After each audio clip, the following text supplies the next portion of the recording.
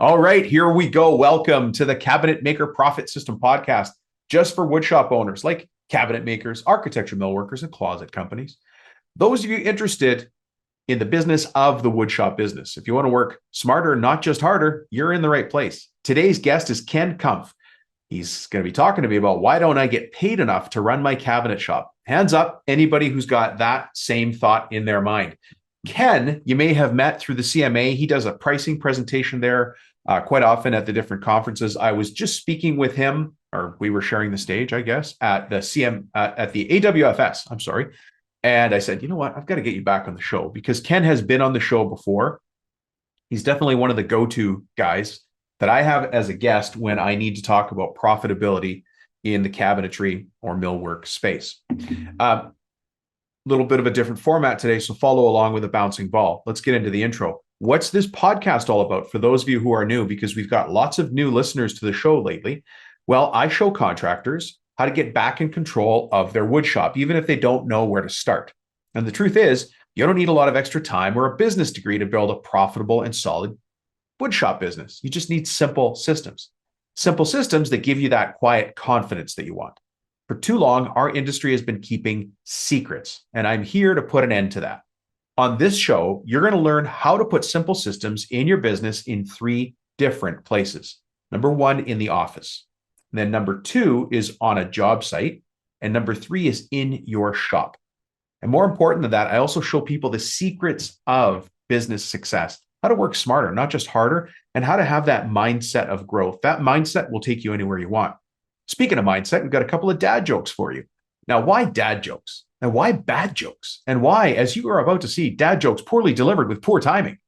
Well, I want to get you laughing. I want to get your mind open. I want to get you thinking a little bit differently so that you can go out into the day and do things differently, take action differently, and go out there with a smile after this episode is over. Now, New Year's Eve is coming. So I wanted to give you a couple of New Year's themed jokes that you can use as a dad, as an uncle, as a favorite grandpa, whoever you are, right? And for the women in the crowd, you can be an aunt, a mom, a sister, whoever. You've got to have the bad jokes, right? Especially on New Year's Eve when all the kids are running around and you're having fun. New Year's Eve, of course, is interesting because, times have changed. Being young is when you're allowed to stay up late on New Year's Eve, but middle age is when you're forced to. Keep that in mind. Hey, I got a question for you. Do you know why birds fly south for New Year's Eve?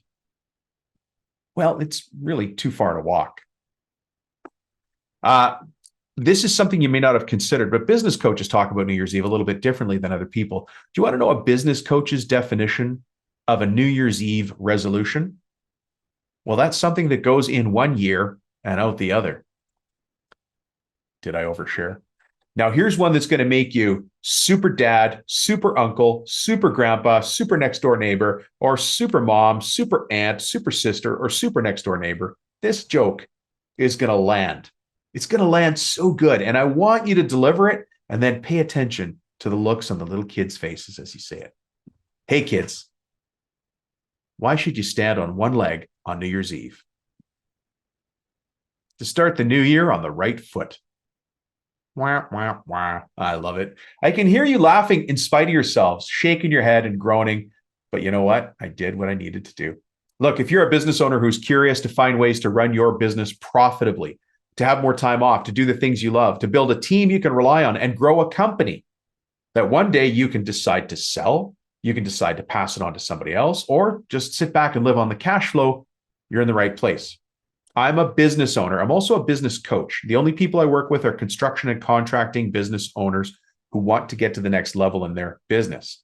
Now, I host this podcast because one day I want to be your business coach. As a matter of fact, I have a team of business coaches that I have personally hand selected. I have very high expectations for the people that join my team, and I'm proud of every single one of them. So as you listen to this podcast, ask yourself, if you think me and my team might be the right tool to help you get to the next level. Maybe that's your New Year's resolution this year. Anyways, with that being said, I'm going to switch. I'm going to put on a different hat. I'm going to go into business coach mode right now. I'm going to challenge you because in this episode with Ken, you're going to hear something. You're going to learn something. You're going to realize something, or you're going to find a gap. But on that, I want you to take action in the next 24 hours. And then I want you to pay attention to how that little action improves your business or your life. Now, I hope you know this podcast is built to educate, inform, and inspire you. So let me get into your head, and I'm going to ask you an inspirational question, a forward-facing question.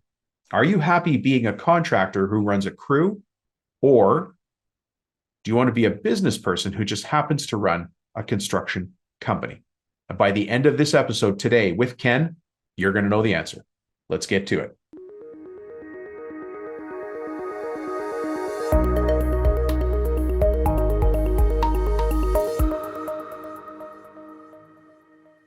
Mr. Ken Kumph, how are you? Great, Dom. It's great to see you again and to participate in your show here. Thank you. Well, absolutely. And you were on the show so many episodes ago. I was looking at my notes. Did you know you were a guest on episode 84? I knew I was a guest. I didn't know what number, but that's great. And no, I appreciate you having me back, Dom. Thank you. Yeah, I appreciate having you. And so maybe to give everybody just a brief rundown, you and I have known each other for a little while now, but then I ran across you at the AWFS again. Right. You were behind the booth. And I came to see your presentation too, which is always lively, exciting, and informative. So appreciate that. You. Yeah. Yeah. And then there's so many conversations around what you have evolved into, which is being really accurate and detailed about pricing. Mostly, yeah. We have a few stories along the way here, but yeah, learning the business side of the business as opposed to the technical side along the way has really, really helped not just me, but my family, my employees, my clients. Learning how to make a profit. It's sometimes it feels like that's a bad word to some folks, but really we need to be here for the next job and for our customers and to follow up. And it's just doing a disservice if we don't make money at this without it getting into ego or greed. Yeah. I mean, you need to be open tomorrow. You need to get priced well on jobs today so that you can be open tomorrow if there's a callback, if there's work, if there's warrant, whatever it is. And plus, making a profit is okay. That's why we live in this kind of economy. Yeah, exactly. And maybe get to take a vacation, have a couple of bucks. That too, right? So some people don't know you, Ken. So if you don't mind, I'm gonna ask you who you are in a second. And today you and I are going to be talking about why don't I get paid enough to run my woodworking business, whether it's architectural millwork, kitchen cabinets, closets, any finished wood trades. Why don't I get paid enough? So that's your expertise. That's why I've got you here. I'm pretty excited. But let me start with this very abrupt question. You ready? Yep. Ken Kumph, who the heck are you? And I'm glad you asked, Dominic. Well, hold on. Who the heck are you? And how is it you come to be speaking to all these finished wood trades business owners all around the world? Just where I am in my career, I guess. I started with a love of working with my hands and woodworking as a young guy. And right out of college, right out of high school, actually. In high school, I enjoyed cabinet making and woodworking, and I got the opportunity to extend that. There was, in my senior year, they only allowed a couple of guys to continue in that, and I was able to do that, and I really enjoyed it. And then when I got out of high school to work, looking for a cabinet shop job, but lo and behold, I ended up working for a small contractor, and actually, had quite an aptitude towards that. Enjoyed working with my hands. I enjoy numbers, not as a mathematician, but just in laying things out and making them look good, using it as a purpose, math as a tool, as opposed to math for math's sake. But I just enjoyed that along the way. And one of the older gentlemen that I was working with kind of took me under his wing, and he said, why don't you go back to school and learn a little bit more? So I went to college in Boston. I went to Wentworth Institute. It was a 2-year degree at the time. It was a technical college. Now it's a real college, I guess, or whatever. But it was a great hands-on type of approach to construction. But I learned, I still had to take history and calculus and all the college courses. But we got we had shop, so to speak. But it was really learning. You had application. You got to do. It wasn't just theory. A whole, how the math really works with building homes, and then get into some fine woodworking aspects of it as well. But anyway, came out of there and worked with a couple of friends building. They had a house to build one summer, so I started working with them, and there were some great carpenters, and they had some great mentors. So together we just came out of college full of ourselves and full of energy, excitement. We're young and strong. We built some really cool custom homes. And then I kind of spun that out on my own, and I started my own construction business in 1986. So I think we June of 1986, I think, is Ah. when I really got going. And I I was doing. graduated high school in '86, Ken, just so you know. Yeah, I'm an old man now, It so. does, I don't often get to show off how young I am, but thank you. Yeah. I say I got salt and pepper, but my wife says I lost the pepper a while ago. I don't know. Anyway, so I've been in the business a long time, and worked with my hands and so forth. But I had my struggles along the way, whether it was but I had a good reputation for quality and being able to communicate with people. But the money side was always just a grind, and I just remember one turning. If it's okay to just kind of continue. Well, down, no, continue. I want to ask about that turning point, so please go. Yeah. Yeah, so there was a turning point where I'd been in business for a few years. The jobs got bigger. I was working with architects and designers, and I was a young guy in the business, had a few guys working with me, and we did this big house. And back then we had, here I am dating myself again. We had pagers and run down to the coffee shop and use the phone, or eventually we got the big brick phones. But back then it was like a pager, and you run down and make a phone call. But I remember working on this big house, and I was a great carpenter. I was going to hang 10 doors that day, 10 interior doors. I love my finished carpentry, and that was going to be my day. Yeah. And I ended up, maybe hanging 3 doors, and it was because the owner came by and I had to walk around with the owner. The architect had some questions. The plumber needed some, those types of things of running a job. So I was project manager as well as carpenter, the whole bit. And I remember being really frustrated. Like, am I really a good carpenter? I couldn't do what I thought I was going to do today. And as a side note, I find that today when my carpenters and managers are advancing in our company and taking on newer and new roles and responsibilities, that they have a hard time letting go of their identity. My identity was, I'm a good finished carpenter. I'm a good carpenter. I didn't identify myself as a business owner or businessman at the time. But I made a decision. I had a question. I had to really think about it for a while through this job. Am I going to, I either have to put the tools down and get bigger, or I gotta, just go back to being a carpenter, not try to be in this middle ground here. We did a great job with the house. I think the money was okay. I'm sure it was okay, but I decided to put the tools down and learn about business. And so it was hard. It was hard for me to put down. It's a real tipping point, isn't it? Because you either have to grow or stay in that suffering state and decide, I'm going to go either side. I'm going to go back to being small, which lots of people do.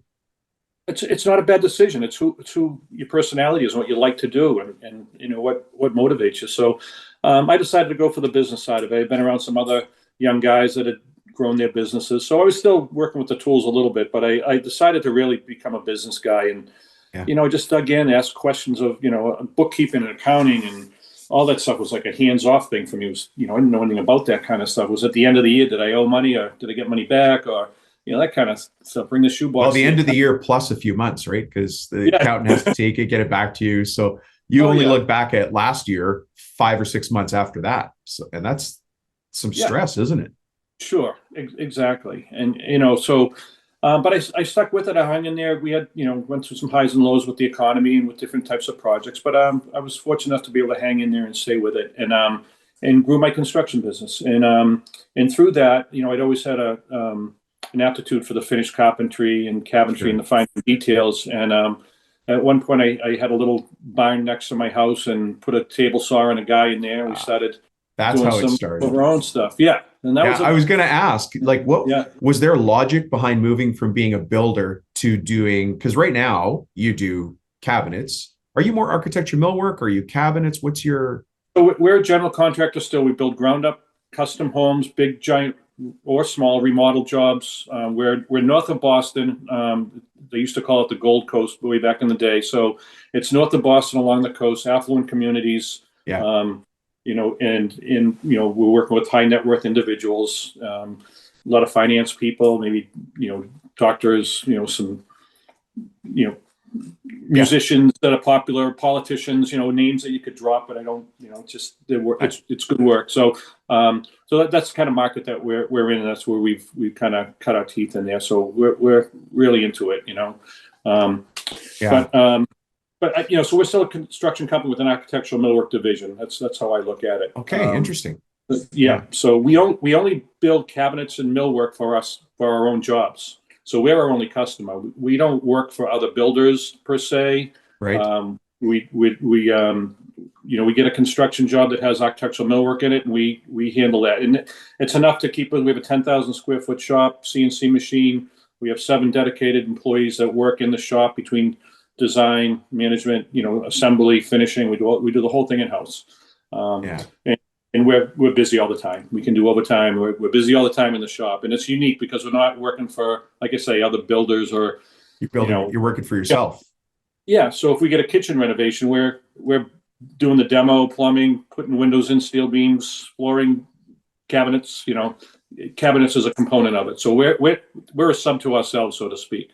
Yeah. It's interesting because I see people going between, not the trades, but the business focus quite a bit. People saying, oh, I'm in cabinetry, but now maybe we're going to start doing the renos, because we always have trouble with the guys who are demoing and rebuilding the kitchen. We're just going to do it ourselves. And then I've got builders who say, exactly like you did, maybe we should start building our own kitchen cabinets. We like it. The margins are better. We can control the schedule. We know the product, etc. And it's interesting that there's a lot of fluidity between those two. Mm. A lot of guys have tried that in our area, and some have been successful, some haven't. We've just kind of, at one point, do we separate, have 2 businesses or 2 really distinct divisions? We decided not to. This is our identity. This is who we are. We do both of these together. This is our team, and we come into a project. That's what we do. And, people like that, I believe. I think they like that we handle the whole thing. Well, you're called Premier Builders, and that name seems to make sense on its own. But what's the history of the name, Ken? You know the history already? Well, you mentioned it to me once, and I had a good laugh. But and then I introduced you to somebody. I'll let you tell the story. Yeah, but so Premier Builders, which is a cool name, and so back when I was trying to decide, I had my own little carpentry business way back before I started the construction company. I was doing Ken Kumph carpentry type of thing. But when I wanted to have my business, it was like, geez, I don't want to have the initials, KK Construction or Ken and Sons. I didn't have kids at the time. I was a young guy when I started. I think it was 24 when I started my business. And I'm a musician. I play drums, and I'm sitting at my drum kit, which is made over in England. It's a nice set of drums, really high quality. Yeah. And my girlfriend, who's my wife now, we've been together since we're in high school. She said, "What about Premier Builders? My drums are Premier." Is a Premier drum set, the same kit that Keith Moon used to play. Oh, perfect. Nice. So nice. It's rock and roll stuff, and Premier Builders, and it's stuck. So that's the story. That's the story. That's good. I like the origin stories of some of the names that, and there's a lot of science behind the names, but that works in multiple ways. And then you have a little giggle on the side. That's it. And, and it works well. And at one point we had a professional help us with our we had different logos along the way, PBI, and this, but we had someone try to make it more of a corporate logo now. So it's, the lettering, the little gold triangle over it. It's just, it has it's kind of our trademark now, I guess, and it's working well. Are you still playing drums? Oh yeah. I played last night for 5 hours. I play with a few different groups, and I have, I have some designated times, Monday nights, and then once a month on Wednesday nights with a different group of musicians. So I still have some fun with it. It's the one thing that I can do that gets me out of everything else, all the other worries. It's nice to have that mental break where you can't think about anything else except, I would imagine because it's physical. It's very physical being a drummer. You just get into the zone and it's very mathematical too. It's all about numbers and subdivisions and all that kind of stuff. So for me, it's a natural transition between what I do during the day and then just playing music, and I can analyze it that way, and still have feel and ear for it, as opposed, I don't make it mathematical, but it is, and I'm the timekeeper, right? So that's it. For the whole band. Yeah. That's it. So let's go to the profitability thing, because people are tuned in, and you're an expert on this. I dip into the well that is Ken Kumph whenever I can, and I'm so happy to have you here, because I'm going to start in a place that might seem weird. Let's say somebody calls me, usually from the podcast, they say, "Hey, Dom, it's time to look at the business. We got to start, but I'm not sure where." And I say, "Well, what are your goals? What do you want to accomplish?" And they say, "We want to do this. I want to take more time off. I need, we got some problems in the shop." And I have to be the one that brings up the question, "Hey, are you profitable?" But people seem to have this concern about talking about money. Yeah. Talking about profits. I have to bring it up, and they go, "Well, actually, it's good that you bring that up, Dom. I think we could be making a little bit more." And I'm like, "I think you should be making a bit more." And so let's start with that mindset piece of, why don't people talk about profits? Profit in the context of, looking at the books, the accounting side of it, is there's a gross profit, which is really just enough money after you built something in our trades to support the business itself, the lights, the rent, the payrolls, the various parts so you need a gross profit just to pay for having a business. And then you need a net profit so that I tell everyone that I don't care if you're a 1-man shop or a 30-man shop or 100, you're two entities. You're yourself and you're your business. Even if you're just Ken Kumph Carpentry or Ken Kumph Cabinets, or Dominic Rubino, it's you and it's your company. Your company has to survive and make a profit so that you can replace tools, trucks, and equipment, so that you can still be in business. And you need to make a profit so that you can, live in a house and have a family and drive a car and do the things that we all want to do with our businesses. And there's also satisfaction in what we do. It's a very satisfying is it ever? trade. And, we can stand back and feel a sense of accomplishment and longevity. And so there's quite a mixture there. And you don't realize it till being in the business this long, all the benefits of it. Not just there's benefits to feeling like you're doing a good job for somebody else, or to go to somebody's house 5 years later and see them still enjoying that remodel job, that kitchen that you've done for them, and the kids are doing the homework at the table, and that kind of stuff. It really is a pleasure to do that. In this business, we're constantly worried about money and time, right? We're always behind budget, behind schedule. It feels like that's the pressure that's on us constantly, and we feel like we're letting people down when those things aren't met, whether they're our own problem or outside conditions that make that happen. I find that people don't know their numbers. I find people just don't know their numbers, or that I might be a really good example of this because I'm not naturally a numbers guy. I have to really, it takes, things take energy or give you energy. Obviously playing drums gives you energy, even though you're putting out a lot, but I find numbers takes energy from me. And yet I also understand the importance of it. And so I make sure that I set aside the time to do that. I love the patterns in the numbers. I like to see how things work, and I like simple systems. So I tend to use a lot of formulas and things that I can have confidence in, so I catch my own mistakes. What's your thought on pricing as it comes to having a consistent way to make sure you're making money? It's a tool, and it helps take the emotion out of it, because you're right. We're all afraid of talking about money, talking about change orders with clients, talking about how much we made, in other people's perception, or our perception of their perception of how much we made. That's true. Right. So, I was helping my son, who lives out of the area, with a little estimate this morning. He's got his own little entrepreneurial business down the islands, and we worked through. I said, "Here's the number." He goes, "That's a lot." I said, "Well, we broke it down. Where do you think you're going to save money, or do it faster, or do it cheaper than someone else? Where? Let's break it down. Did we add too much time for this part of the job, or do we overestimate something? Where you're taking it from yourself if you cut yourself." So, we came up with a $10,000 price, and he showed me his proposal before he sent it over to his client. It's $9,700. I know it's in his head that he's too expensive. It's so interesting you say that. There's another coach on our team, Coach Lee Miller, and some people are already working with him, so they'll have heard him say this before. But he always reminds even myself and our clients, you are not your ideal customer. So to your son, $10,000 seems like a lot to him. It might seem like a lot to me, but to a client, it's not that much. We had a guest on here a little earlier who does full millwork packages for homes. So he does your kitchen cabinets, but he'll also do the stairs and the millwork. And he says it's interesting to him where he'll quote somebody X dollars for the kitchen. And I'll just use a round number that's not his number. Just say $30,000 to do the kitchen. And they beat him up a little bit. Yeah, that's a lot. And then he says, "Well, do you need those stairs done?" They're like, "Oh yeah, we got a budget for 50 grand for that." He's like, "Okay, well, we do that." And so they add that on. And then he's like, "Well, we also do the millwork. And you need a railing around there. It should match everything." And they're like, "Oh yeah, we need that too." He goes, "They went from beating me up on this kitchen to suddenly they've got an open checkbook for everything else." Amazing, right? Right. And it's what they value on, right? It's what they value on. Can I just keep going on that for a second? Absolutely. We're not the only ones who encounter the problem that I'm not my ideal customer. So think about people that walk into, let's say, a Land Rover dealership. Can the sales rep that works at Land Rover afford a Land Rover?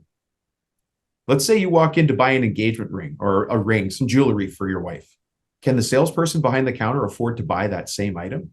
And yet the owner of that store or car dealership fully expects the person there to be able to sell it to you You have to be able to sell Land Rovers to a Land Rover buyer, even though that person can't afford a Land Rover on their own. We all know they drive a lease, they drive the demo. They look like they own it, but they don't. You have to understand we have to serve the people in the way they want to be served at the price level that is interesting to them. That makes sense. Yep. Yep. Yeah. So getting back to the estimate part of things, trying to predict what we're going to charge someone for a job, having a system of any sort takes some of the emotion away from it. And you got to use some past historical data to do that, or whatever your criteria is, but it can help take the emotion out of what we're doing. Because, the days of just walking in and say, oh, 20 grand, that's, I'll make plenty of money at that. The clients are too savvy today that you can't just say something like that or give them bottom line price. They want to see some sort of a breakdown in detail and scope. And so I think that breaking it down, having a system, we talked earlier about the LMS, which is labor, materials, and subs. And in our business, the only things that we sell to clients are labor, materials, and subs. And the combination of that might be a beautiful renovation of a kitchen or some wonderful cabinets or, whatever it is that we do in our business. And in the construction trades, that's all I can think of is labor, materials, and subs. So going back to ancient history, when you were in high school, I had the yellow pad of paper with 3 columns, labor, materials, and subs, and add up my things and, add it up 3 times. And if it came out the same number twice, that was the price. You know what I mean? So now we have the benefit of computer programs, Excel, programs you can buy that help us with estimating. So I've turned that LMS method, hired a consultant. We built our own estimating system per se that works very well for us, and we've used it for over 15 years, and we find it to be one of the most effective sales tools, information that we have that gives confidence to our clients. So we understand the scope of the job, even if there's a plan or a spec already written out. We sometimes duplicate the verbiage into our scope, write it up, and we assign costs to that. And the costs are rolled up from labor, materials, and subs. Labor times a rate, materials with a markup, subs with a markup, and markup or margin. And we'll talk about that in a little bit. Yeah, that's an important distinction. But yeah, I mean, let's talk about that in a second. Actually, let's talk about it now. How do you establish how much to mark up a job or a piece of job? LMS. Yeah, there's the big smile comes to Ken's face. Yeah, because this is the meat of it all. And I'm still working with this with my son's transitioning into ownership of the business. He's taking a bigger role. A second son. You've got 2 sons. One who's a contractor on his own, and another one who works in the shop, right? He's part of the business management. He's sales, estimating, project management. That's Matthew. He's the one that's so I have an older daughter. I have Matthew that works for me, and I have my youngest son who's down in St. John, Virgin Islands, doing living the life. Yeah. If I sound a little jealous, I am. I think everybody's like shaking their head now.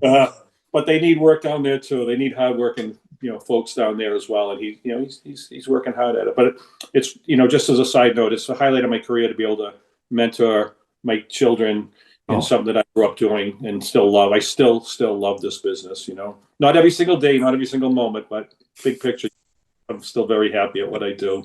So I'm fortunate to found that at a younger age. But so how to mark up, your jobs. So I didn't understand accounting, coming through the trades, making a profit, not making a profit, getting paid for my time, not getting paid for my time. These things all happen.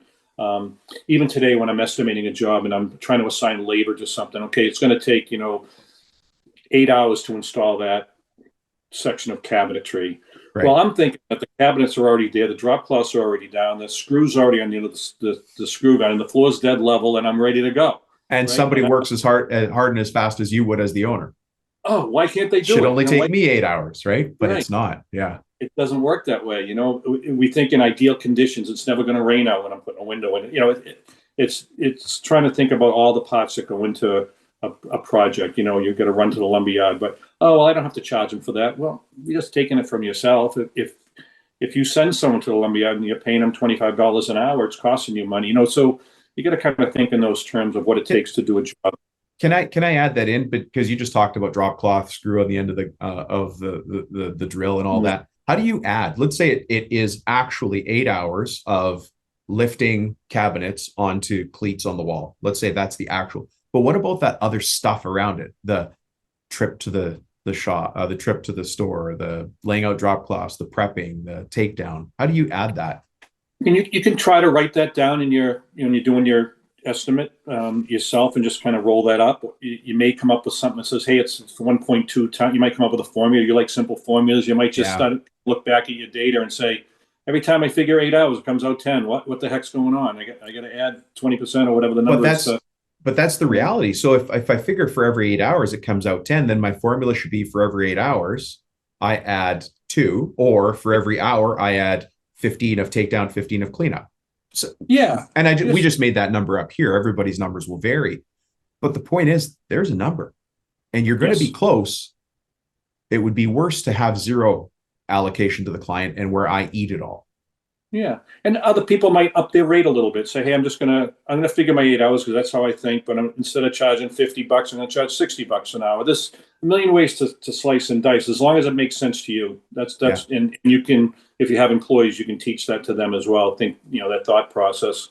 And the problem is most of us have it up here. We don't have it really in a little formula. So I think looking at what you're doing, taking a little bit extra time to think about what it's going to take to do a job. And every job has some of those nuances. Hey, we have to park at the bottom of the driveway. Hey, we can't let the cat out. Hey, we have to put plastic up to isolate that room.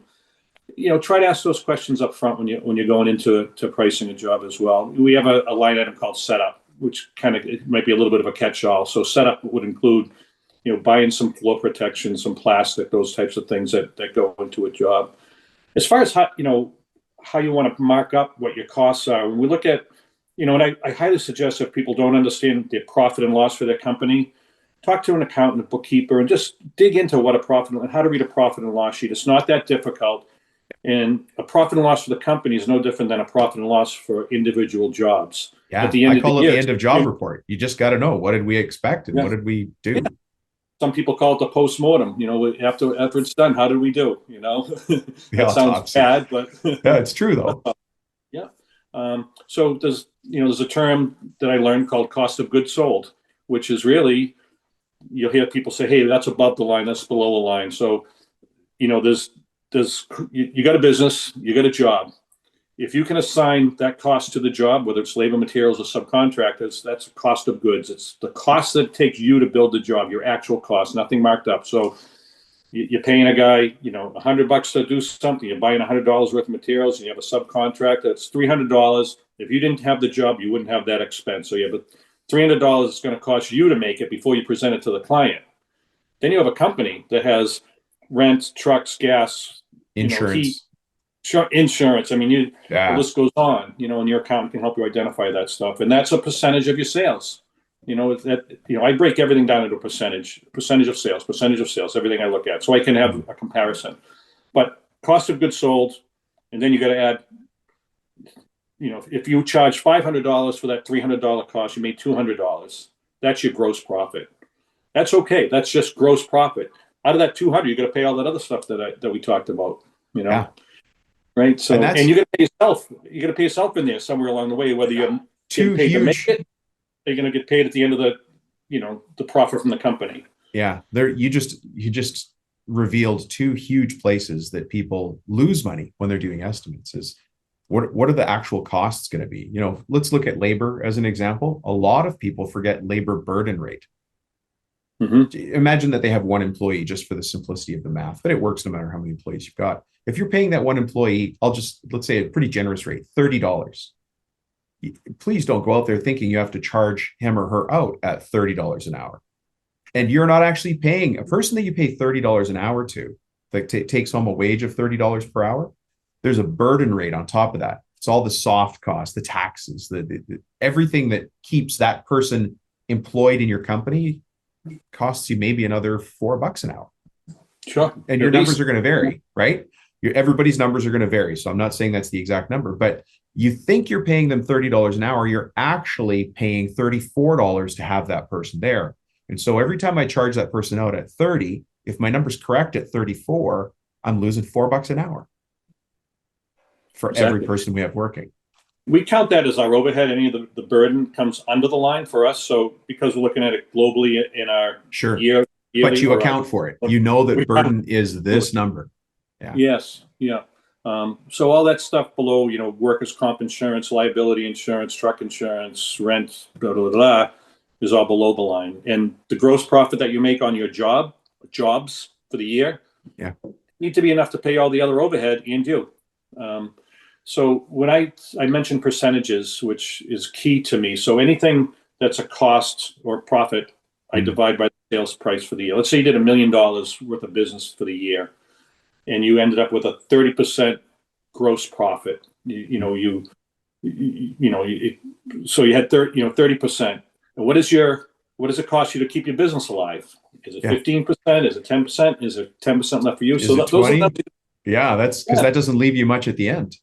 No, it's in our industry. Well, the construction industry as a whole, the net profit, the real money at the end of all those other things that's done, the industry average is, believe it or not, is 3 to 5%. It's very small, very, very small. At one point, I was not quite hitting my numbers. I thought maybe my volume wasn't high enough or something, and I just put a little sticker on my computer right next to my desk. It said plus 3%. You would be amazed at what 3% would change in your business. If you're running close, all of a sudden another 3% of $1 million drops to the bottom line. And if you upped your price 3% to someone, or 5%, and just said, I'm going up 3% or 5% or 10%, you'll still get the job, and that money will drop to the bottom line. Can I put I'll put a coaching observation in front of you that I'm sure you're going to take as a personal challenge. And I hope you do. I hope you take it as a personal, like, what's Rubino talking about? But once we start to get things aligned for people, net profits of the 13 to 17% range are not out of line. We don't talk about it. We don't go telling everybody, we're making 13 to 17%, except here on the show where it's all business owners of finished woodshop. But it's actually not that it's not hard to do that. But once you have your system set up, you can be pulling out quite a bit of money. And for anybody out there who's shaking their head saying, it's never going to happen, I want to challenge you again to say, think about a time you had project profits. We've all done that one job where you wish, oh my God, if I could figure out to do that job again and again every day, that, for some reason you did $100,000 job and you walked with 60 grand. You're like, did I not pay for something? Like, what happened here on this job?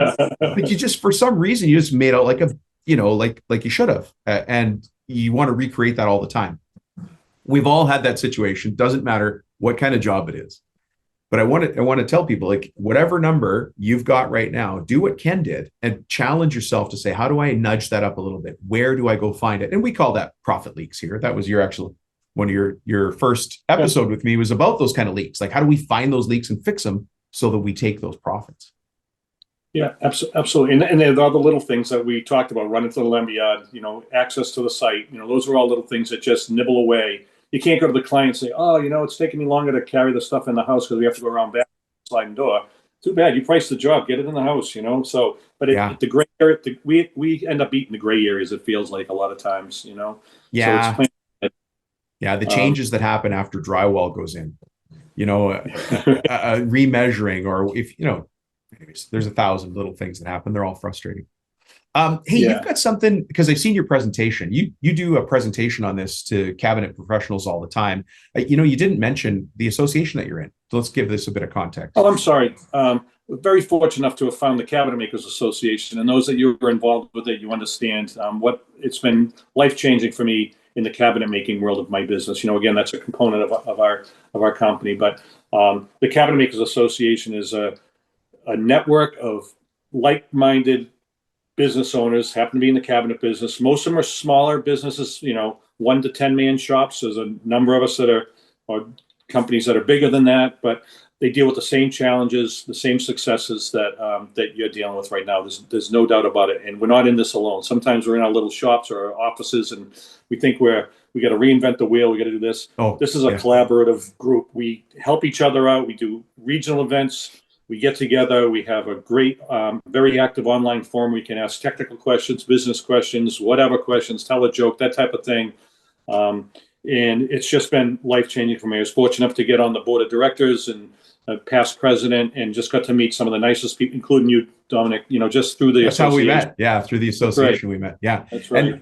And this is where I've seen your presentation, because you do pricing presentations there as your way of, giving back to the community. And yeah, you've got really clever ways of, like, what's the Robinson effect? Well, you had a story about that.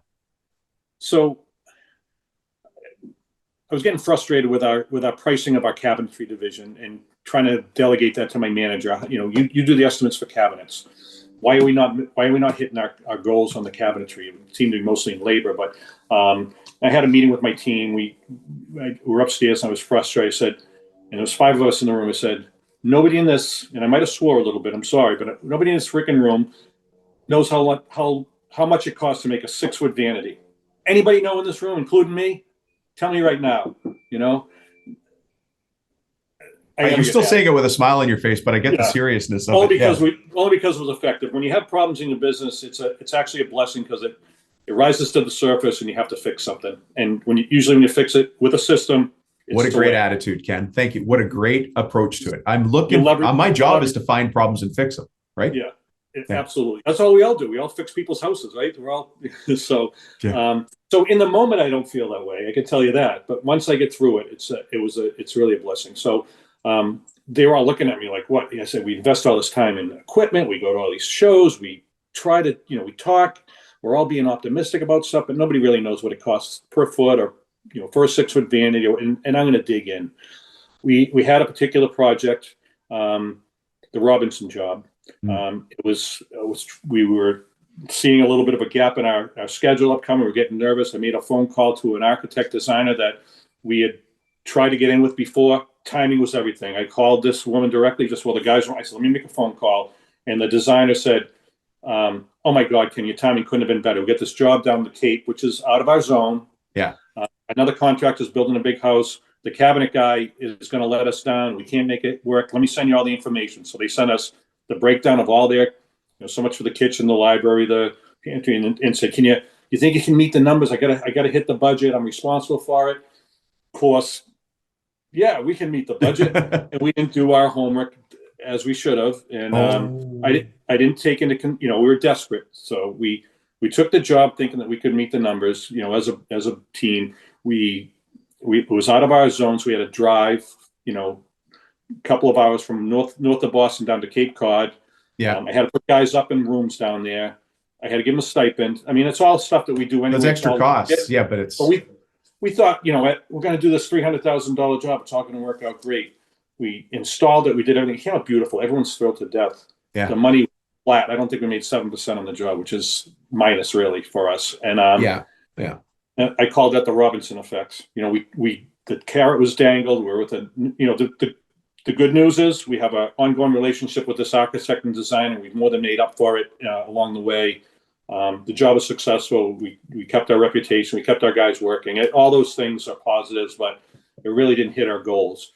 I went into a deep dive. I went OCD on numbers. I went into a deep dive into this thing, Excel spreadsheet, just enough to be dangerous. But I got columns and rows and colors and formulas of addition and division. But I created a way for us to price cabinetry in different categories. So my guys have a formula and a system now that I can say, this is a level 1 type of kitchen. We're going to charge per foot. This is a level 2 kitchen. You do per foot. You do per linear foot. But we broke it backwards from actual labor, materials, and subs, and I divided it by the footage. And I did it on 20 jobs, 20 historical jobs. Okay. I broke down finishing, fabrication, and installation, and I basically divided it by the footage of the kitchen. Okay. And then I started to look for commonalities, similar design, designer, location. I started grouping for level 1, level 2, level 3. Level 1 for the cabinet makers in here, for me, would be an overlay, full access European style, making a box and putting doors on it. Yeah. Simple design. Maybe there's an island. We have a method for measurement. An island is times 1.5. A pantry cabinet might be times 2 or 3. So we come up with a formula for creating our footage that we're all in agreement with. But I took the actual cost and divided by the footage in every aspect of the job. We break down, how we build a job. So fabrication and finishing, what did it take per foot? And I found some commonalities. Level 1 kitchens all came in around the same price. And if I want a 40% margin, Mhm. This is the price we're going to sell it for. So now when we get a set of plans, instead of us saying, oh, we're going to do it really fast. Oh, we need the job. Oh, don't worry. That one's going to be easy. We can do it for $10,000. We use our formula and it comes out to $13,274. And that's the price we're going to charge. Yeah. A level 2 kitchen may have a face frame on it. A level 3 would be the most complicated, detailed, beaded inset face frame. Wonderful Millwork. kitchen you could have. Yeah, more of a millwork type of Yeah. complex. And so we have three levels, and if it falls in between, we can interpolate. We can just do a little bit of a, hey, instead of $650 a foot, it's $750 a foot. Now we have a method. Can I ask though, do you quote your customer on a linear square foot, or do you use that as an internal reference number just to make sure you're quoting accurately? We use it for ourselves to come up with the number. Yeah. And then we might describe the scope of the kitchen in the, beaded inset face frame, walnut island, or whatever it might be. And we'll say the kitchen's, $72,000. But we know where the $72,000 came from because we've done our homework. Yeah. And as prices change, I have this big spreadsheet. I can just say, okay, we just finished this job. This is what that came in at. Let's bounce it up $10. Go ahead. Yeah. I've for those of you who aren't watching this as a YouTube video, I just raised my hand, and I raised my hand on behalf of other people listening. But Ken, I always get asked, what's your price per linear foot? And everybody in my market is asking me that. All my competitors priced by linear foot. Why can't I just tell my customers a price per linear foot? What would your answer? I'm curious to see what your answer is on that. To me, it's the same question as, hey, Dominic, how much is a car? Yeah. How long is a piece of string? Exactly. Right? So yeah. I'll use that one now. But how much is a car? Yeah. Is it a level 1, 2, or 3 kitchen? What does it cost you to do it? You take what it costs you to do the job, and you got to break back. You got to spend some time. You got to sit down and spend some time at the numbers, or have someone help you with the numbers. If you're not a numbers person, have your accountant help you. Break it down.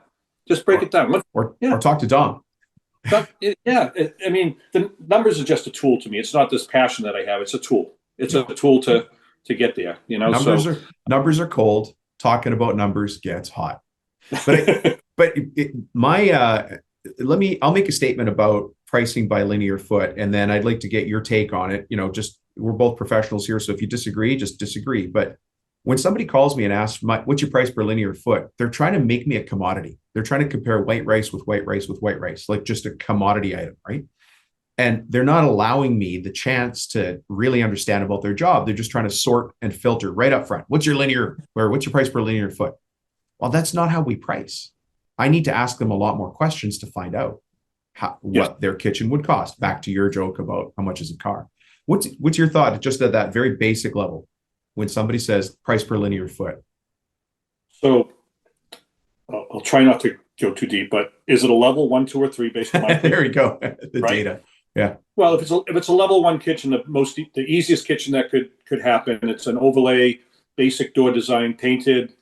Nothing too fancy, nothing too big. We sell it at about $650 to $700 a lineal foot. That's our sell price. That covers my overhead, my profit, my pay. I'm getting good money. And yet we don't say that to the potential customer over the phone. Nope. Not at all. Figure out my lineal footage when I look at the plan or the kitchen, and I say, okay, we got 57 feet times 600. So I'll tell them that it's $32,000 is your cabinet price plus installation.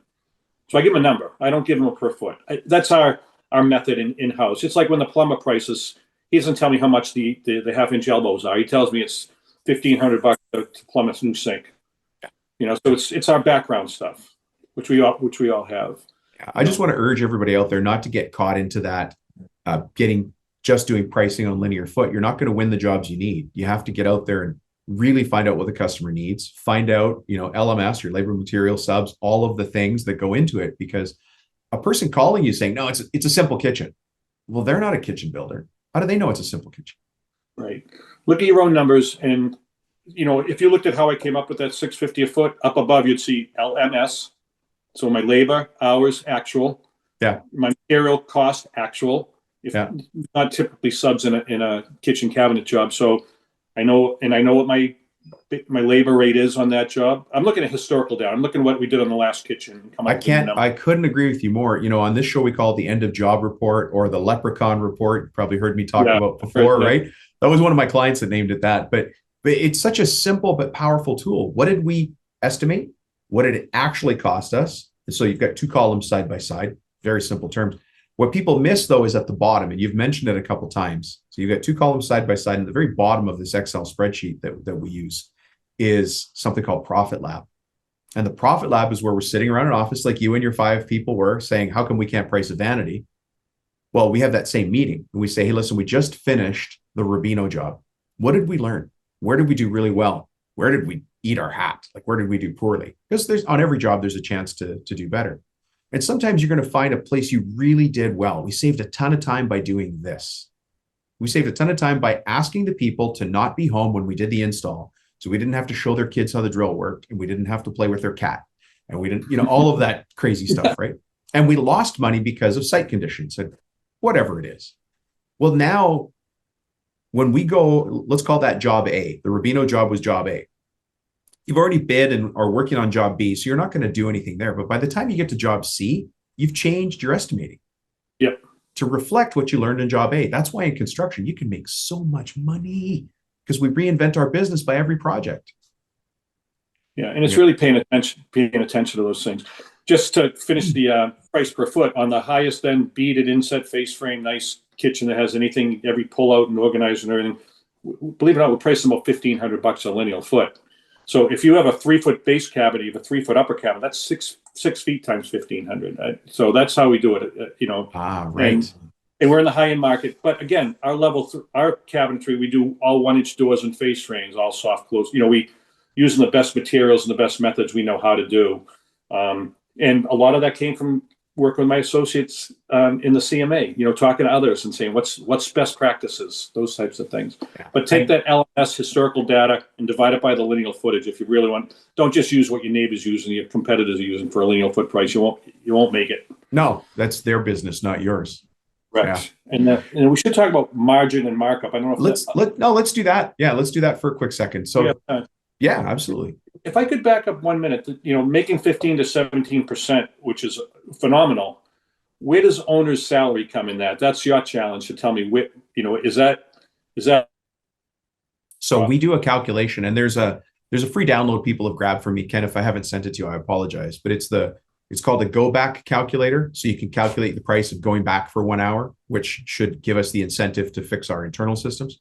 But we also use it to understand what the cost of an hour in our company is. And so the owner's salary and all the net profit calculations, your goal net profit is built into that. And then you add materials and subs after that.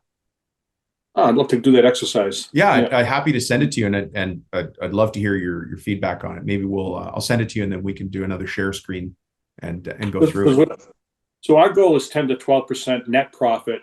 Owner's salary is included in our overhead price above. So yeah, of course.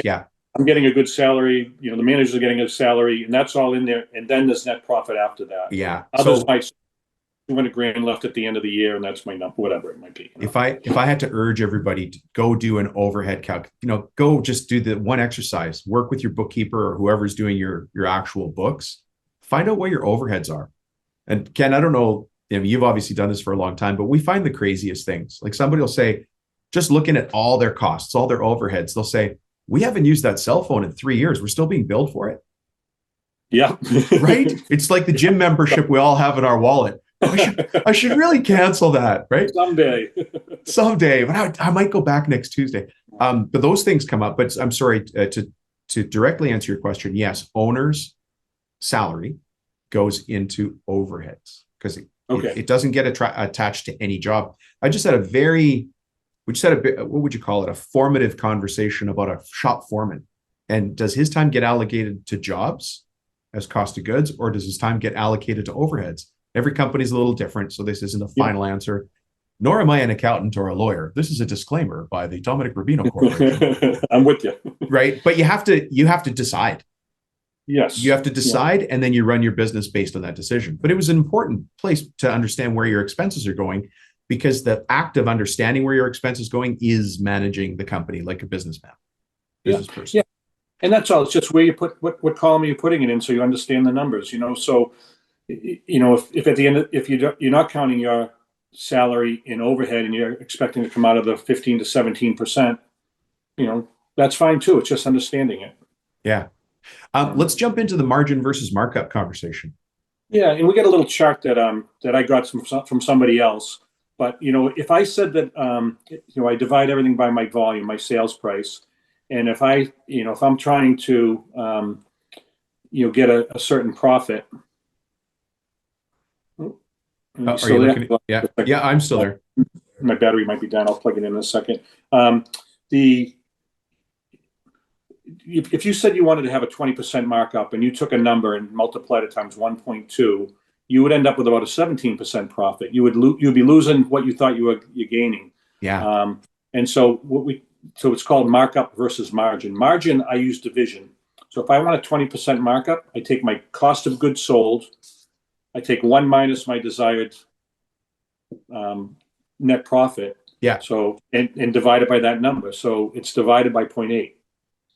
So that's you really have to be. This is the thing, though. This goes to the simple systems. You really have to be looking at the markup versus margin tool to understand those numbers. Because again, not to overstate it, but I was working with a client. They were using the wrong number. Yeah. And they were shorting themselves. The wrong number.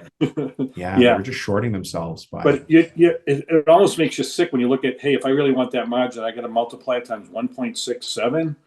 Client's not going to go for it. No way. So sometimes in your estimate, you maneuver things a little bit to make it show the right way so that you can get the margins you want. And a lot of it's based on your volume. If you get a higher volume, if your percentage is a little low, you're still getting some good dollars. You know what I mean? Yeah. So you can but you can start making some decisions around that, especially as you get near the end of the year where a lot of your overheads paid for with insurances and stuff like that. I find that this last quarter is when a lot of the profits really drop to the bottom line and quicker. Right. Because a lot of things are paid and your overhead as a percentage of sales for those last 3 months isn't as much. And so, it's dropping pretty quicker to the bottom line. So I love this quarter when it's working right. I should offer, I think if anybody wants the markup versus margin, you can look it up online. There's some graphs that are way too complicated, but I have a simple one that I share with people. And Ken, you've got a presentation that goes along with this. If somebody that wants it, absolutely. Yeah, thank you. By the way, that's very generous of you, because it's this modern world that allows us to talk to or listen to a Ken, not at a conference. Because if we dialed this conversation back 10 years ago, before podcasts, before the internet's older than 10 years, but you know what I mean? The only way I would have heard you was to fly to a city, to sit in a conference room and hear Ken talk. And now we've got the podcast. We can be everywhere. Somebody in Australia is going to listen to this. Somebody in South America. I know exactly who's listening in South America, by the way. Hi, James. That's great. But it's all over the world, right? And that was never available when you and I started in the trades. It just didn't exist. And so people today have such an opportunity. Anyways, I'm going off on a tangent, but it's valuable. I'm just saying thank you for the presentation. It's amazing what you do to have this format and to be able to share with others. And that's really what I'm all about, especially at this point in my career. I love to give back and teach and help. I love to mentor my sons and others in the business that need some help, want some help. And to be able to do this with the CMA and come across guys like you and present, not for money, but just to be able to help others, because others helped me beforehand. There were other people that were my mentors and helped me. So nothing like giving back, especially, at this point in my career. I appreciate the opportunity to do that. Yeah. Well, thank you. But how do people find you if they want to get in touch? Or I'm happy to share the presentation on your behalf so it doesn't flood your email inbox. So I can help with that. But how do we find you? My company name is Premier Builders, Premier Builders Incorporated. We're in Georgetown, Massachusetts. My email is ken@premierbuildersinc.net, and I'm happy to respond and talk and answer questions that if time allows, for sure. Perfect. If anybody wants Ken's presentation, Ken, am I able to share the presentation? Absolutely. Please do. Yeah. Yeah. So let me add there. People know my cell phone number on the show because I give it out. So folks, say it out loud with me: 315-903-7853, and just say Ken's slides.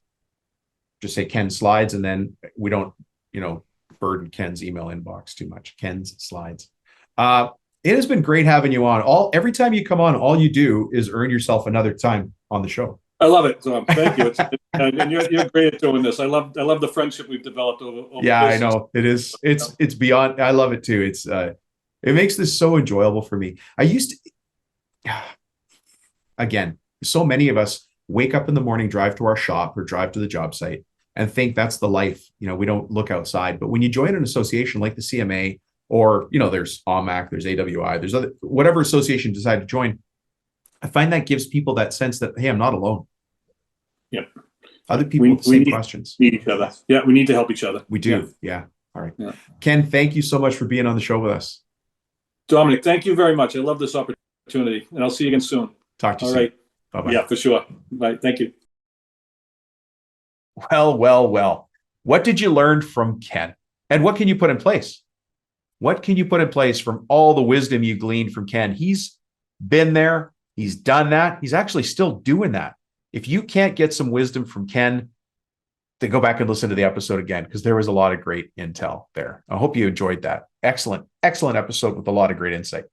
Hey, you guys know I like to ask a favor at this point, which is to leave reviews and for the podcast for other people to see, so they know that this is a valuable place to get information to turn their wood shop around to get to the next level. I want to say thank you as well, though, because now we're starting to see them come in a little bit more. Here's a testimonial on the Cabinet Maker Profit System podcast on Apple iTunes. There's people are leaving reviews in a bunch of different places. This one's on iTunes, and it's from JJRO8. JJRO8. Thank you, JJRO8. That's an interesting name. Your parents had a not very creative thought process when they named you. Here's what he said. Great podcast. I like the interviews and the tips. This show has really helped me. I can't believe it took me so long to find it. And then 3 exclamation marks. Well, that's great. Other people will see that and they'll say, okay, this show is worth listening to. So thanks, JJR08. I appreciate it. Listen, now what we're going to do on this part of the show is we're going to identify a common problem for contractors, for sub-trades, specifically in the finished wood trades. The problem that we're going to identify is frustration. And I want to talk about frustration at your kitchen table, or maybe frustration in the truck, or maybe frustration when you're just out walking the dog with somebody else. Let's say your wife or your girlfriend is with you. And of course, maybe you've got a husband, you're running the business and your husband is walking with you. Whatever it is, your spouse, your significant other, your partner. Have I defined that well enough? The conversation comes up though. They see you working hard. I mean, you could not possibly humanly work harder. And you're saying the same kind of things I have said and have to catch myself on. There's just not enough time in the day. There's not enough days in the week, right? I run out of money before I run out of month. Have you ever been in that situation? Because I certainly have. And it's at those times that I realize I have to think differently, because I'm already doing, but I got to think differently.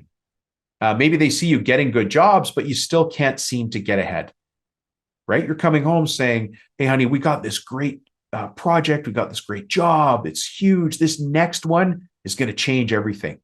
And maybe you're doing your books out of your checkbook and you're like, we got money in the account. We don't have money in the account. And it's getting frustrating because you can't get ahead of it. But no matter what, that problem simmers into a thick syrup, boils down into a thick syrup, and that syrup lands as a tough conversation on your kitchen table. That's the hard conversations that I want to help you avoid. And they've happened to me, as you know, I've built and sold a couple of businesses and I've bootstrapped all of them. I've never had outside financing, and that's an interesting statement, because where did I get the financing to grow those businesses? From my kitchen table, from having discussions with my wife about how we were going to fund this stage of the growth, or payroll, or suppliers, or, they're just normal conversations.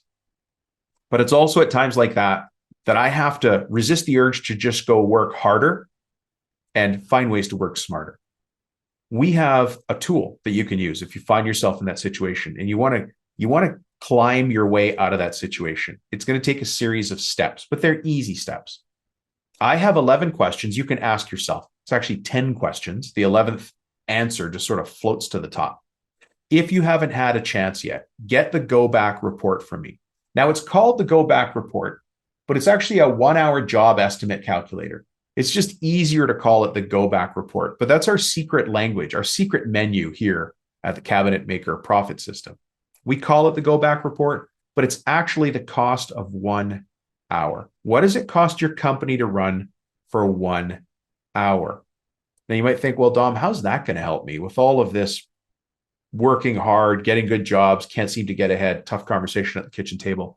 It's because I want to move you back into the business owner mode that you need to be in as you get through this next stage of your growth.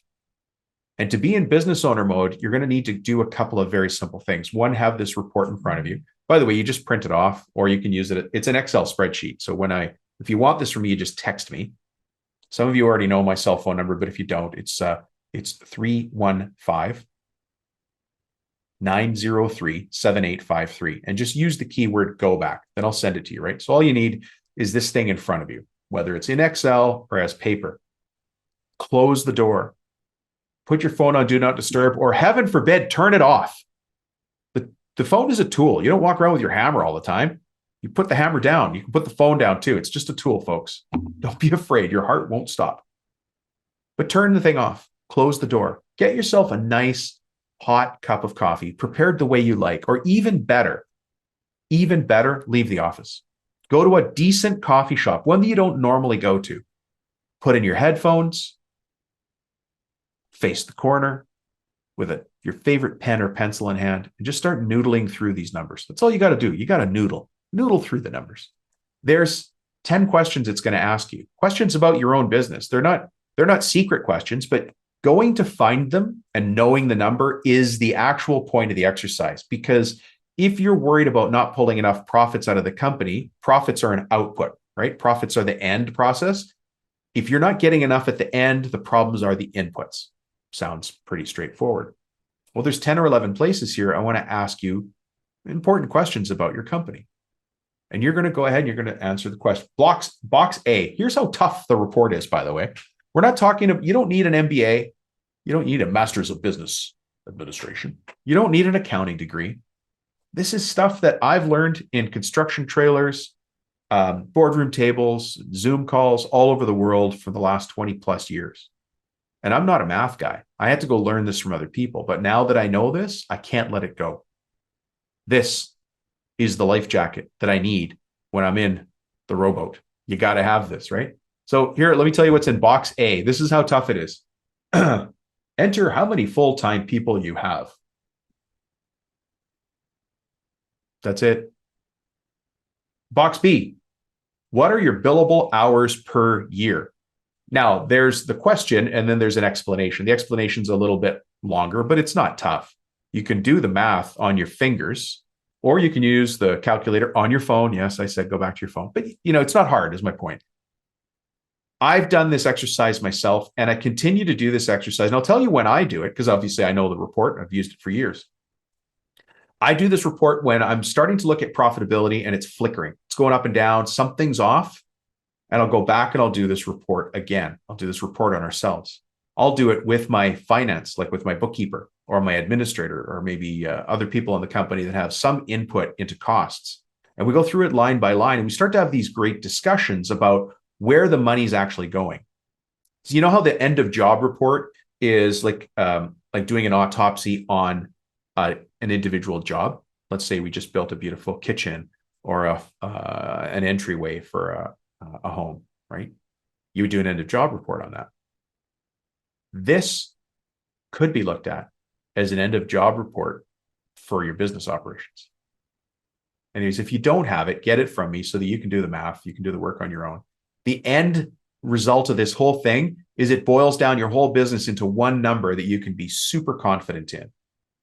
Super confident. This is how you estimate for profits with confidence.